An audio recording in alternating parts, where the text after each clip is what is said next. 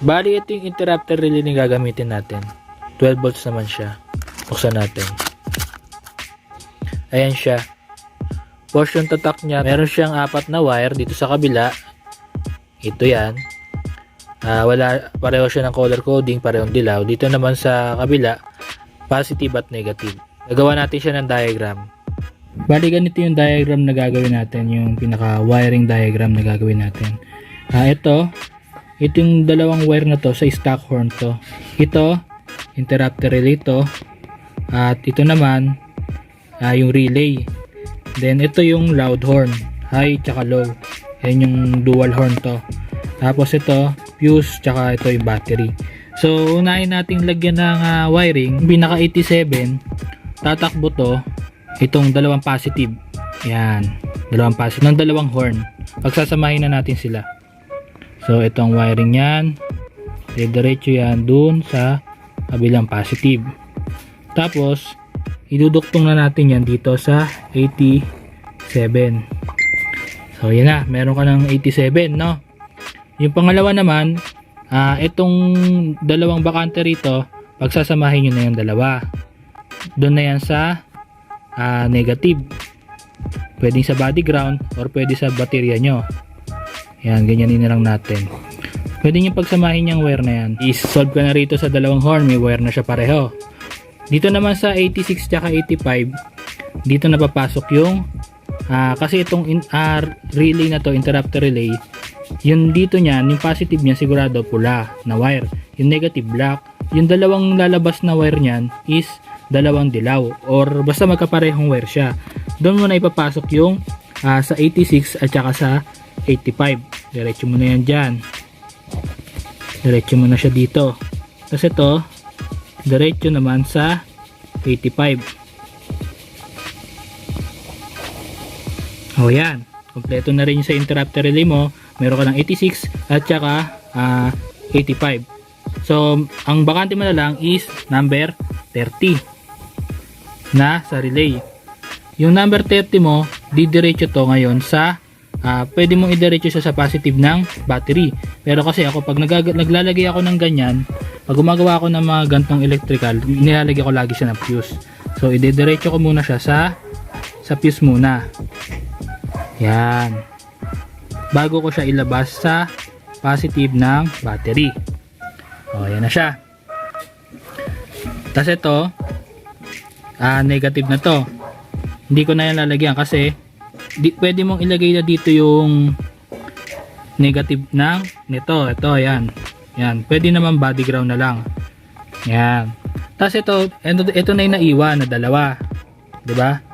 Negative tsaka yung positive, dalawang wire naman yan.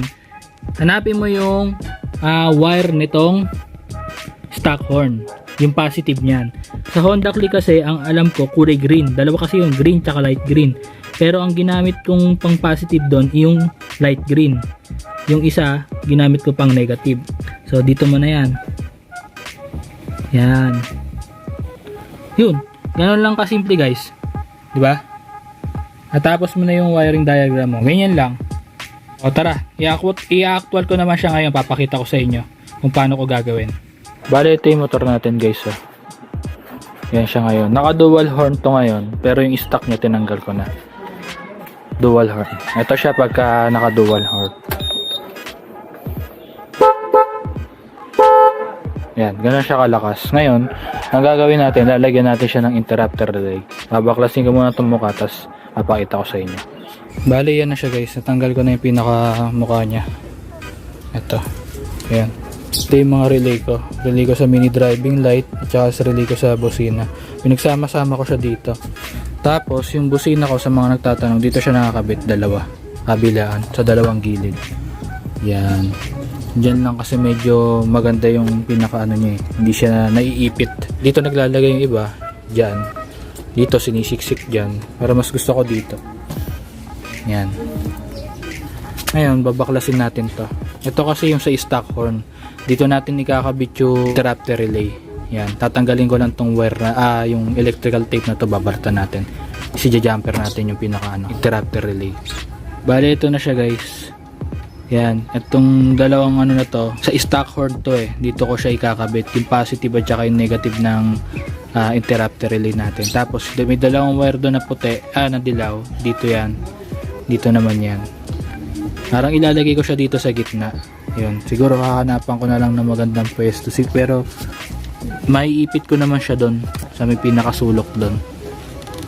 Tapos i-cable tie ko na lang. Sige, gagawin ko muna sa tsaka ko papakita sa inyo. Bale, ito na siya guys. Ngayon yung magiging forma. Ayan, tanggal tuloy. Ngayon yung magiging forma niya. Ayun, yung dalawang wire sa stock horn. Yung green, nilagay ko siya sa ano yung dalawa kasing wire Kung mapapansin nyo, meron siyang purong green. Ayan purong green siya. Nilagay ko negative. Tapos yung isa naman, light green. Ayun yung ginawa kong positive. Hindi ko siya na-try pagbaliktarin, pero ganyan na yung ginawa ko. Tumunog naman siya. So ngayon paparinig ko sa inyo kung ano yung magiging tunog niya. Ikakabit ko lang to kasi may pinasok ko lang to, syempre tinesting ko muna, mamaya sumabog habang binibideo ko, nakita nyo pa, di ako pa yung nasisi nyo. At least ayan, ay sinubukan ko muna siya, kaya hindi ko pa siya pinipix. Ipapasok ko tong dalawang wire na to dito sa tag-isang to, kaya sasabukan natin. Ayan siya, yun, naiduktong ko na. Ganto siya guys, yun natin. Yan, nakakinabit ko na yung negative niyan sa body ground. Wala naman akong binago actually sa pinaka niya, wiring niya. Kumbaga do sa stock horn lang na wire. Ito pinaghiwalay ko lang. Ayun siya kapag pindot-pindot lang. Pag dininan ko,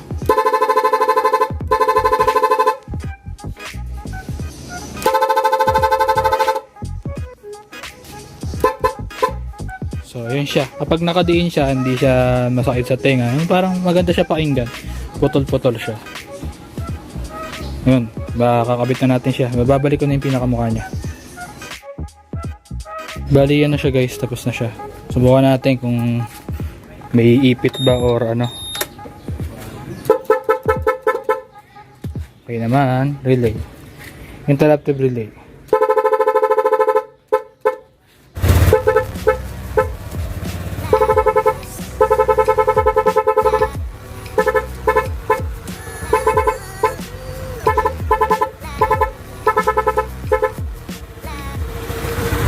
So yun lang, alam nyo na, like, share, subscribe.